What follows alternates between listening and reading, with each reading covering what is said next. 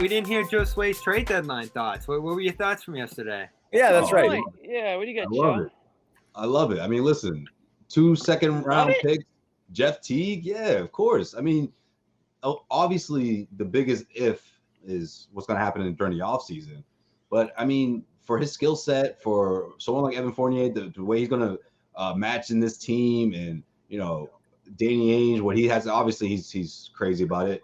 I think there's a good chance he signs. I mean, I know it's so early to say that, but I just think the Celtics are in a position to appease someone like him, right? Who's been in Orlando his whole career. Obviously, he's had great seasons prior to this one. This has been his best one, and you put him in this situation to be on a winning team and be one of the key pieces, whether it's right off the bench or one of the guys that's going to get a lot of open looks. I think he's thrilled about that. You know, what's he have, like 78 threes on the season, and you know, Jason Tatum, all the stuff we were saying at the beginning of the show. Tatum, Brown, those are the kind of scorers that Fournier is just going to love. You know, why Aaron Gordon or other key pieces of that team, right? They couldn't necessarily always put the ball on the floor and score the way these guys can. And I think that alone is going to just open things up a lot for Evan Fournier here. So I'm excited about it. Again, not a first-round pick in there. You didn't throw in Neesmith. You didn't throw in, you know, one of the guys that we're still trying to wait and see. Unfortunately. You know, if they're going to pop or not. Unfortunately, see, exactly. So, I mean, I like it more because of that. No first-round picks, no Neesmith. You know, it's a gamble, but I think it's a gamble well worth it. I mean, the Celtics are in this position right now. You have to take gambles. Thoughts on Luke Kornet? Perk's really excited about it. That's most of the scouting report I got up to this point. But yeah, I mean, it's about Fournier. Obviously, that's a big grab right now. I've had to remind myself what that guy's name is like 7 times over the last day or so. I had to hop back and Google. Well, because if they get Drummond, Luke. I mean, that's the real question. So, I don't know if people have really thought this through. That's just like Jeff Teague. Jeff Teague's out there. Find a new home. You just got to find a new location. Fournier, though, this is interesting. This is interesting on Fournier. I've always known him as a pull-up guy, and it's true. He's 41% on pull-up threes, 36% on catch and shoot. So that is going to be a tricky line that they walk with him. How much on the ball is he going to be versus how much off the ball? Because there obviously are quite a few guys in front of him on the roster who are ball dominant, who need their ball time. So there's really not going to be a ton for him. We've talked about should he start, should he be that second unit guy. It almost does kind of seem like he might be like the perfect 6th man for this team.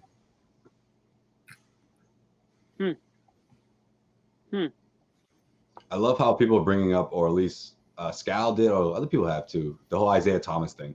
Oh, no, we didn't know when Isaiah came. Oh, yeah, he really helped this team off the bench. And then, of course, look what happened. I mean, I'm not saying that's going to happen here, but to a certain extent, I can see that happening for sure. Yeah.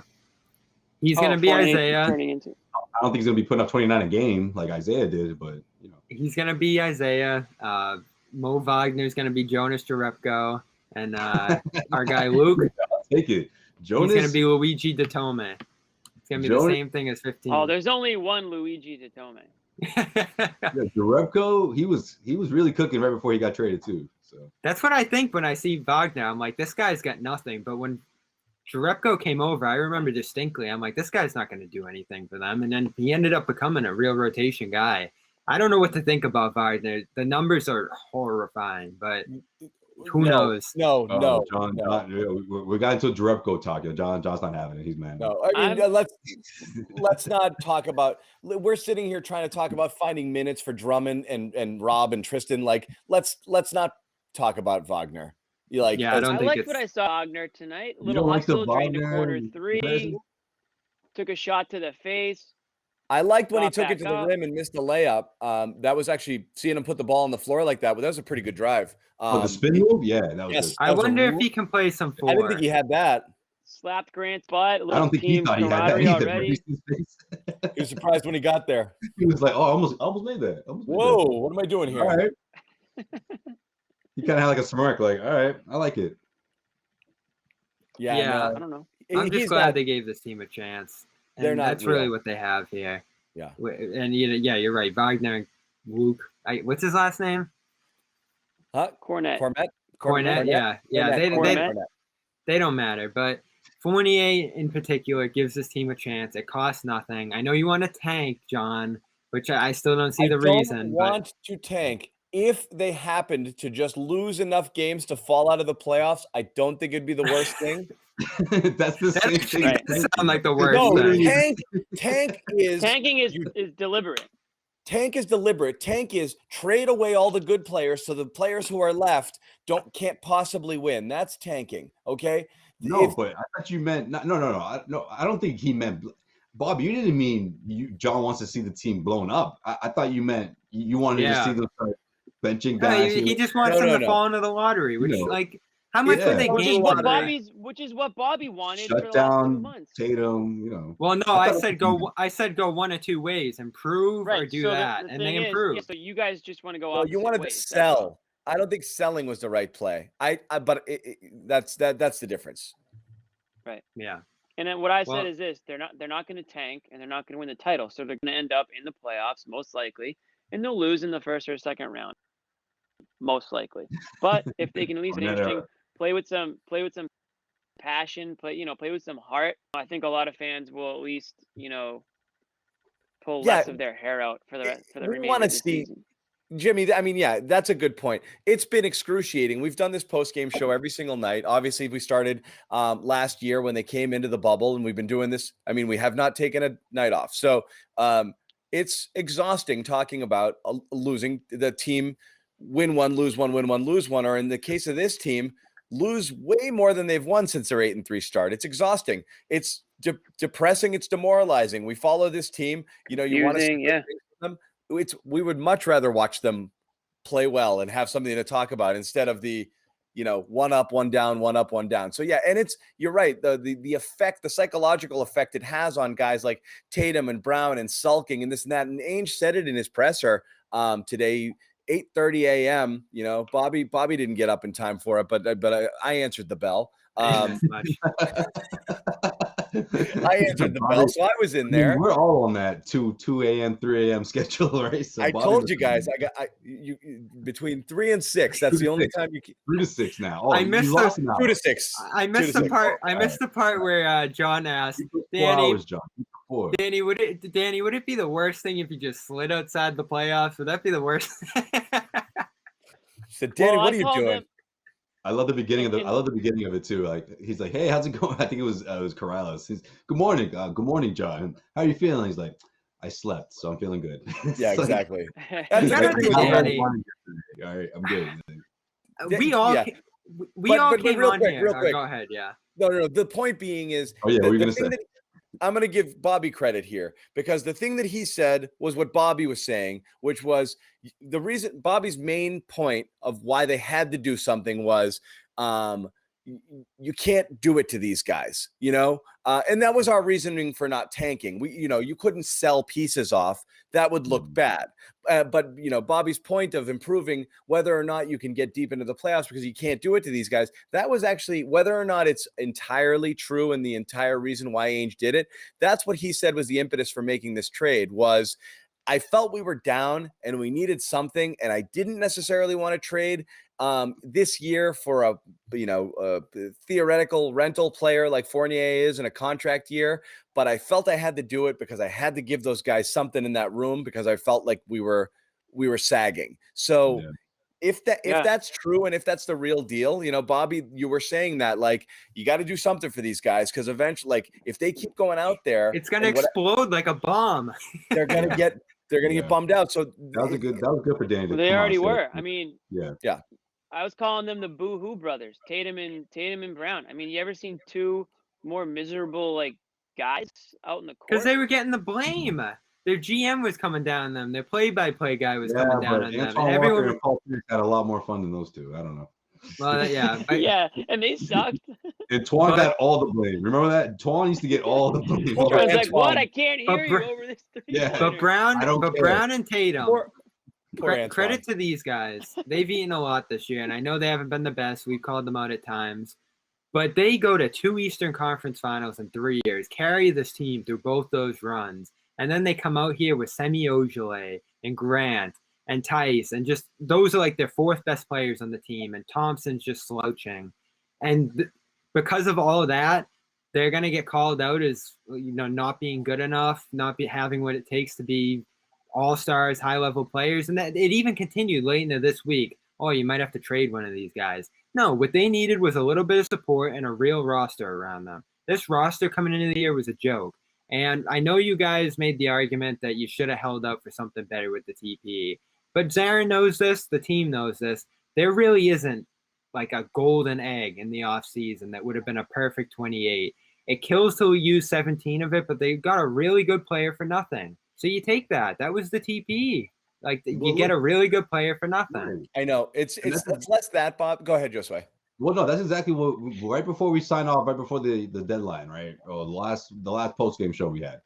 We went around the table and we all predicted what was going to happen. I said, look, if it's a guy off the bench, a low guy, someone that can just be effective, a rotation player, then that's a win, because that could be what this team is missing. Not that it's going to put them right up there with the Brooklyn Nets, but it could spark everyone. It could bring enthusiasm. We saw the energy. We saw the difference, tonight against the Bucks. But to what Bobby just said, I just want to make it clear too that we're also going to hold these two responsible if this doesn't pan out, right? Like, if Fournier doesn't work out, if this doesn't translate into wins, it's completely accurate or appropriate, I should say, for us to say, well, what's going on now? What's the problem now with Tatum and Brown, right? Before, the team around them, they don't have enough weapons. All right, well, you got a 20-point scorer. He can knock down three-pointers. He doesn't need the ball in his hands to be dominant, So let's see what happens. And then on the other end of that, we can say, okay, that was the missing piece. Or we can say, all right, well, what's the problem now, right? So how good is this team? Bobby, you say that now the pieces are there. All right, well, let's see what happens. Because if this team is a first-round knockout, like John talked about at the beginning of the show, or is bounced out in the second round because they run into the Bucks or the 76ers, a lot of people are going to be upset into thinking or get upset and saying, oh, well, Danny could have went for the big fish. Why didn't he get Vucevic? Why is Marcus still here? That's going to be a conversation. That's going to be the narrative. So how do you feel about that one? That they didn't get out early in the postseason. How do you feel about that one? That they didn't get Vucevic, that they didn't get Gordon. They weren't willing to extend themselves for something like that, it seems.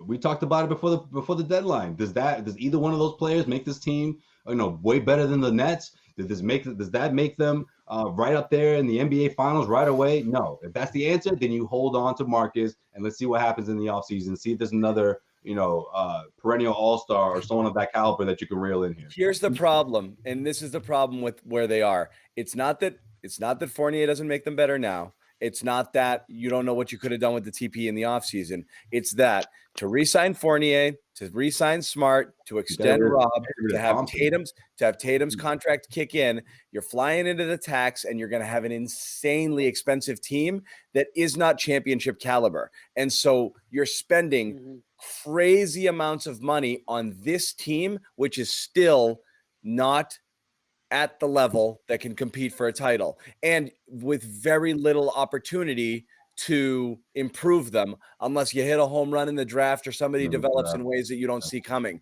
So this is your roster, and it's expensive, and you're in the tax, and you are very, very limited in how you can improve it, largely because you've got the Kemba situation and him for a couple more years eating that $37 million. And it is where you are. It's money well spent on Tatum and Brown. For sure, you need that. But like I said, is the only way you're going to stay competitive is if you retain all of your pieces. You have to retain Marcus. You have to retain Fournier. You have to extend Rob. And so once you do that, you are an insanely expensive team. Insanely expensive. That Smart one is still the one I really labor over too, because I fully understood the people who said you lose your point guard, you lose your heart and soul, all that stuff.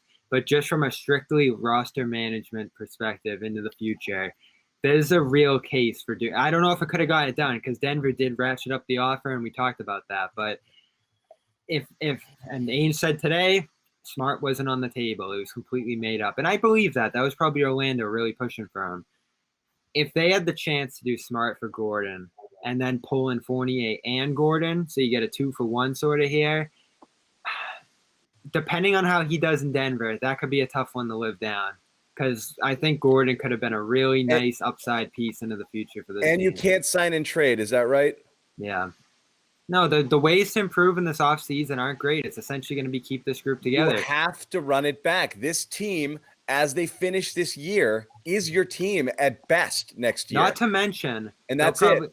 They'll probably have to use this year's pick to dump Thompson. So that's like another thing they could have done here, which is that they're just going to end up wasting down the line. Yeah. I know. It's, again, the Thompson thing, and again, this is what kills you now. Not only is Thompson superfluous, but Thompson's the reason you were hard capped this year, which is the reason you ended up having to dump Theis, and now is a reason why you might have to use assets to move him out next year. Just to get him out, right? The same way you did with Cantor. So please take our guys and take our picks. You know, like I'll staple a first-round pick to it. Come on, take him. Yeah. I can't hear. And so you don't want it to cost Smart too. What you mentioned, John, if they were going to do all this now, it would have cost Smart on top of all of that. But at some point, you have to cash in for Smart, because I think the day is coming where his value is going to start sliding. Well, they're in a that contract. That's your most tradable contract. You know, it's right there. You know, it's easy to match deals. And you still have a little TPE left. I mean, I don't think they'll trade Marcus. They're in a tricky spot. And so here's the other factor. I might have traded him. See, that's the thing. I was just going to say, I don't think they would trade him during the offseason, but when you're in a tricky spot, that's when the weird trades happen in the NBA. You know, we've seen this before. I hate this possibility too, but that scenario we just played out there, if you can't dump Thompson, would have put them in the tax. So maybe you ratchet up the offer to get rid of Thompson in that spot, like maybe give up some more picks and pull Gordon in here just because it's for the good of the team long term.